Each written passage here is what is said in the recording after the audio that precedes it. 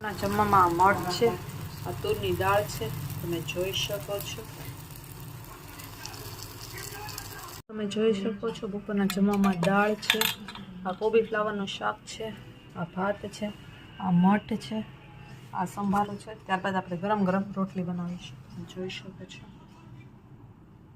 છાશ છે, જોઈ શકો છો આ રોટલી છે. આજનું જમવાનું.